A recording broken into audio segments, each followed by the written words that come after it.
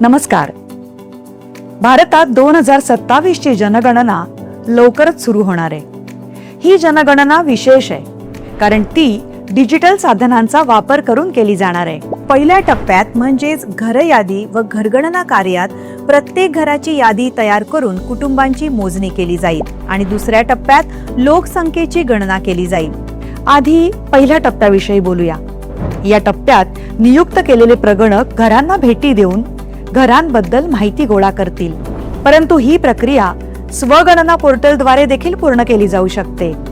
कुटुंब प्रमुख किंवा त्यांच्या वतीने कुटुंबातील कोणताही सदस्य पोर्टलला भेट देऊन आपल्या घराचे आणि संबंधित उपलब्ध सोयी सुविधांविषयीचे तपशील भरू शकतो.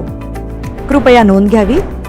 एक कुटुंब फक्त एकाच मोबाईल नंबरचा वापर करून लॉग इन करू शकते आणि ही नोंद कुटुंब प्रमुखाच्या वतीनेच केली गेली पाहिजे.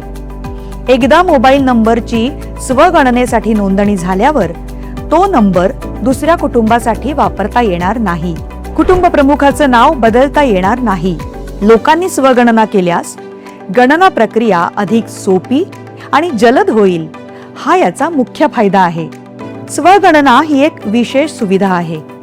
ती त्या विशिष्ट राज्यात किंवा केंद्रशासित प्रदेशात घर यादी कार्य सुरू होण्याच्या 15 दिवस आधी उपलब्ध करून दिली जाईल. HLOच्या प्रक्रियेदरम्यान प्रत्येक रहिवाशाला एकूण अधिसूचित 33 प्रश्न विचारले जातील. महाराष्ट्रातील स्वगणनेचा काळ हा 1 मे ते 15 मे आहे.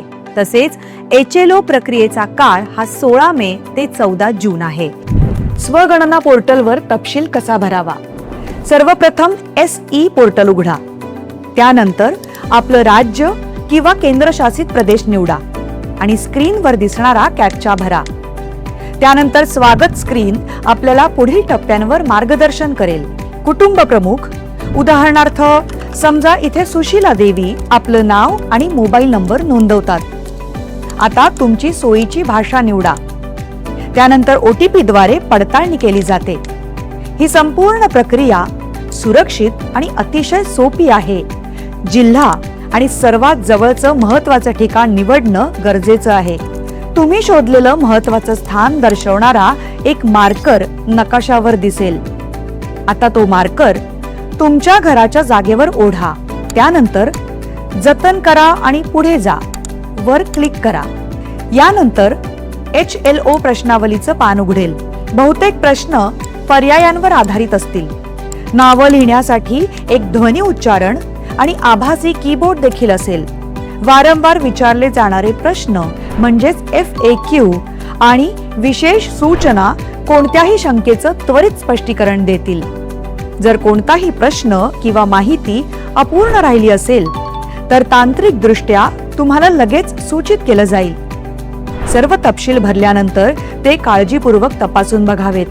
आवश्यक वाटल्यास तुम्ही त्यात सुधारणा करू शकता. तपशील जतन करा किंवा शेवटी सबमिट करा. सबमिशन झाल्यानंतर H नी सुरू होणारा 11 अंकी SEID म्हणजेच स्वगणना क्रमांक स्क्रीनवर दिसेल. तो तुम्हाला SMS द्वारे सुद्धा मिळेल. जेव्हा प्रगणक तुमच्या घरी भेट देतील तेव्हा त्यांना हा SEID क्रमांक दाखवावा.